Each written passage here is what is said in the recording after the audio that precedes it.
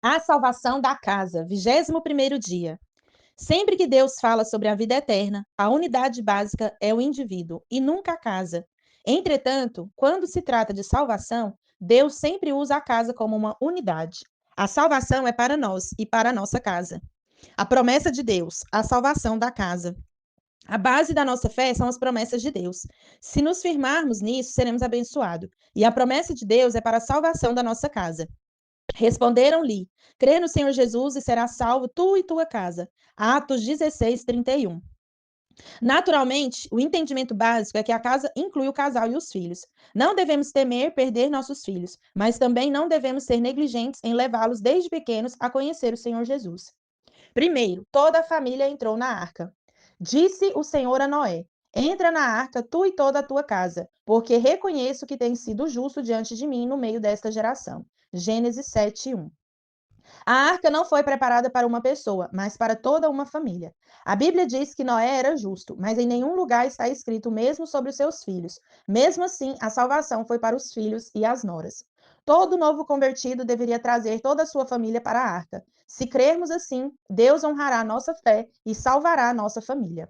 Segundo, toda uma casa foi circuncidada. O que tem 8 dias será circuncidado entre vós, todo macho nas vossas gerações, tanto o escravo nascido em casa como o comprado a qualquer estrangeiro, que não for da tua estirpe. Com efeito, será circuncidado o nascido em tua casa, e o comprado por teu dinheiro. A minha aliança estará na vossa carne e será aliança perpétua. Gênesis 17, do 12 ao 13. Deus fez uma aliança com Abraão, e o sinal da aliança era a circuncisão. Deus mandou circuncidar toda a sua casa, bem como os escravos comprados por Abraão. Assim, a aliança de Deus com Abraão era estendida a toda a sua casa. Terceiro, um cordeiro para uma família. Falai a toda a congregação de Israel, dizendo: aos 10 deste mês, cada um tomará para si um cordeiro, segundo a casa dos pais, um cordeiro para cada família. Tomarão do sangue e o porão em ambas as ombreiras e na verga da porta, nas casas em que comerem. Êxodo 12, do 3 ao 7. A salvação dependia de comer do cordeiro, e este era para toda a família. Quando o anjo da morte passasse, toda a família seria salva dentro da casa onde o sangue tivesse sido aspergido nos umbrais da porta. O propósito de Deus é que toda a família receba a salvação. Quarto, o sacerdócio é para a casa. Disse o Senhor a Arão: tu e teus filhos e a casa de teu pai contigo levarei sobre vós a iniquidade relativamente ao santuário. Tu e teus filhos contigo levarei sobre vós a iniquidade relativamente ao vosso sacerdócio. Números 18, 1. Quando Deus separou Arão para o sacerdócio, ele separou também toda a sua família. Se partirmos do princípio de que somos feitos sacerdotes no ato da nossa salvação, podemos afirmar que toda a nossa família também foi separada. Quinto, uma casa salva sob um fio de escarlata.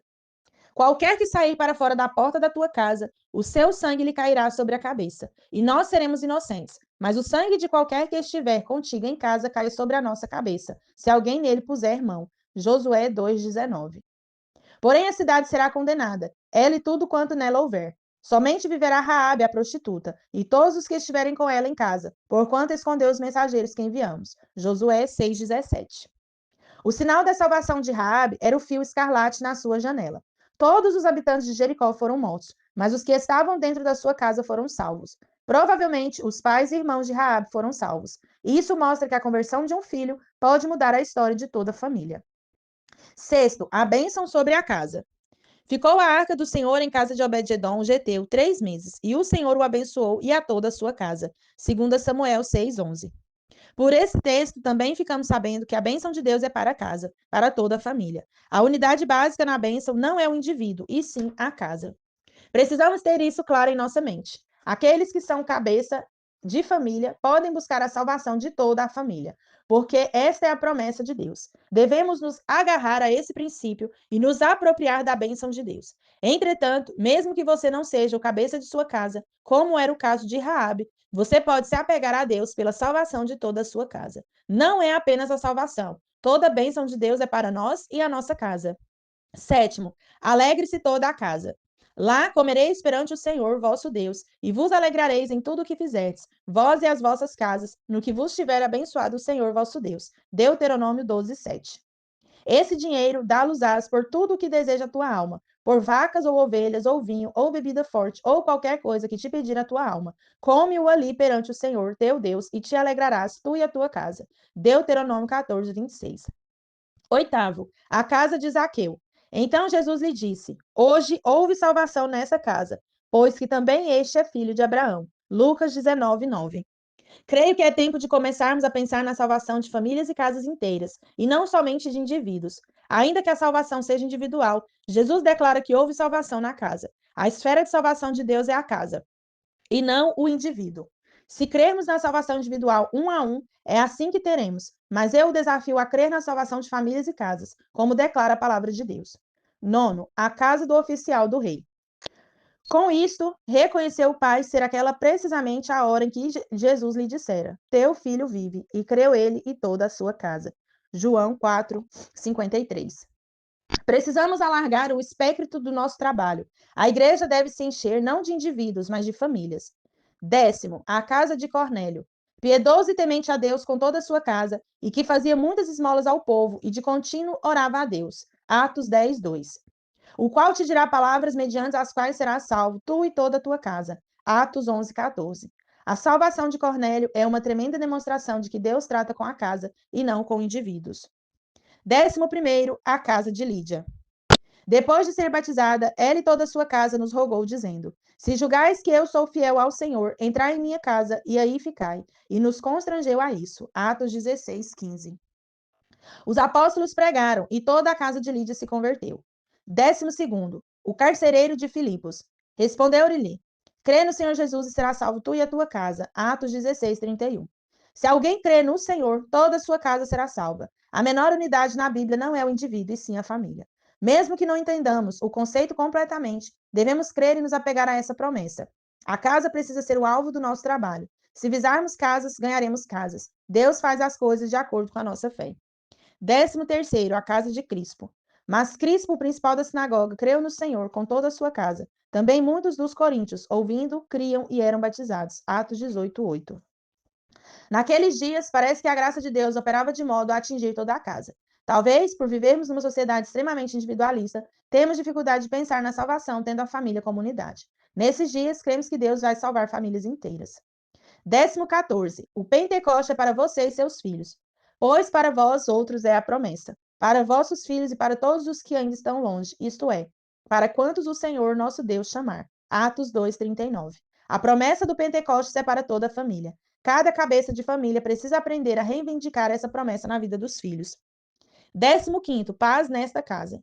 Ao entrares numa casa, dizei antes de tudo: paz seja nesta casa. Se houver ali um filho da paz, repousará sobre ele a vossa paz. Se não houver, ela voltará sobre vós. Lucas 10, do 5 ao 6. Mais uma vez, vemos que a bênção e a paz é sobre a casa, e não somente sobre indivíduos. Precisamos ter clareza de que a casa é a unidade do tratamento de Deus, especialmente quando se trata de bênção e salvação. Deus adota a casa como unidade de sua graça. E a maldição hereditária? Neste tempo da graça em que vivemos debaixo de uma nova aliança, o pecado de um pai não será punido na vida de seu filho. Isso é chamado de maldição hereditária, um ensino muito comum nas igrejas evangélicas. Eles ensinam que Deus castiga o pecado dos filhos, dos pais nos filhos e nos filhos dos filhos. Antes que possa ser mal interpretado, preciso afirmar claramente que existe sim maldição hereditária, mas somente para aqueles que estão fora de Cristo. Para aqueles que estão em Cristo não há mais maldição hereditária. Na verdade, não há mais nenhuma maldição, porque a palavra de Deus diz que somos nova criação e as coisas antigas passaram.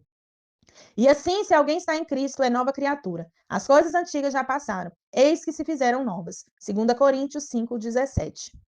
Essas coisas antigas que passaram incluem cada maldição hereditária. O Senhor Jesus já se fez maldição em nosso lugar para que a bênção de Abraão chegasse a nós. Cristo nos resgatou da maldição da lei, fazendo-se ele próprio maldição em nosso lugar, porque está escrito: Maldito todo aquele que for pendurado em madeiro. Gálatas 3:13. Apesar disso, muitos irmãos ainda vivem com medo de maldições do passado. Se crermos que poderemos sofrer maldições, nunca conseguiremos ter uma expectativa positiva de um futuro bom para nós e nossa casa, porque nunca sabemos quando o pecado de nossos pais nos alcançará na forma de maldições. Esse medo e ansiedade rouba de nós uma confiante expectativa de um futuro abençoado. Essa doutrina da maldição hereditária não se aplica mais a nós, porque estamos em Cristo, mas mesmo nos dias da antiga aliança, Deus esclareceu a questão da maldição familiar. Naqueles dias já não dirão: Os pais comeram uvas verdes, e os dentes dos filhos é que se embotaram. Cada um, porém, será morto pela sua iniquidade. De todo homem que comer uvas verdes, os dentes se embotarão. Jeremias 31, do 29 ao 30. Havia um ditado popular em Israel naqueles dias: os pais comeram uvas verdes e os dentes dos filhos é que se embotaram. Em outras palavras, os filhos sofrerão juízo pelos pecados dos pais. Essa afirmação era baseada no que Deus havia dito no Monte Sinai.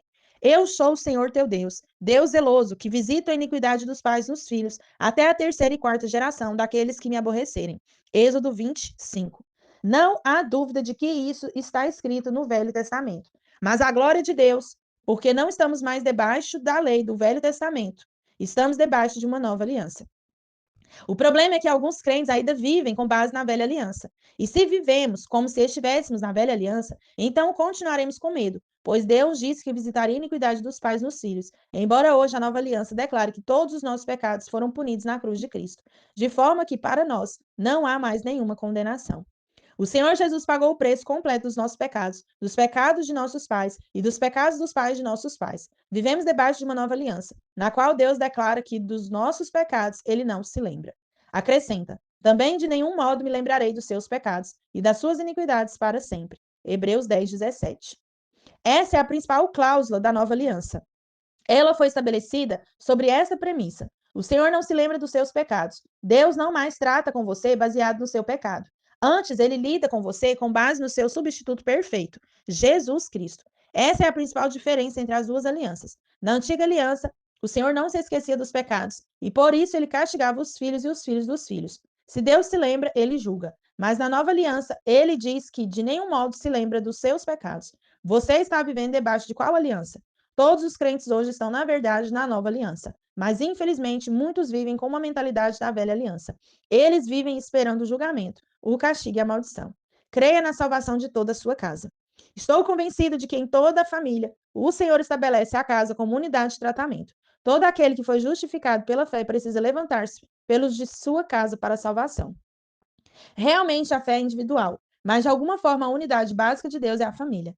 Pela fé, precisamos nos apropriar dessa promessa e orar até vê-la se cumprindo em nossa casa. Nesse caso, precisamos viver cautelosamente diante de Deus, porque nossas escolhas podem afetar a casa toda. E digo isso para os cabeças de família. Assim como Ló levou sua família para Sodoma, alguns pais levam sua família para fora da vida da igreja. Não podemos ser duros com os filhos, mas em relação aos cabeças de família, a situação é diferente. Eles são responsáveis diante de Deus por levar sua casa a servir a Deus. Como cabeça de família, posso reivindicar a salvação da minha casa. Posso declarar, mesmo que os meus filhos ainda não tenham crido, que somos uma família que serve a Deus. Não faça concessões. Fale com ousadia e com fé. Porém, se vos parece mal servir ao Senhor, escolhei hoje a quem servais. Se aos deuses a quem serviram vossos pais, que estavam da além do Eufrates, ou aos deuses dos amorreus em cuja terra habitais. Eu e a minha casa serviremos ao Senhor. Josué 24:15. Amém.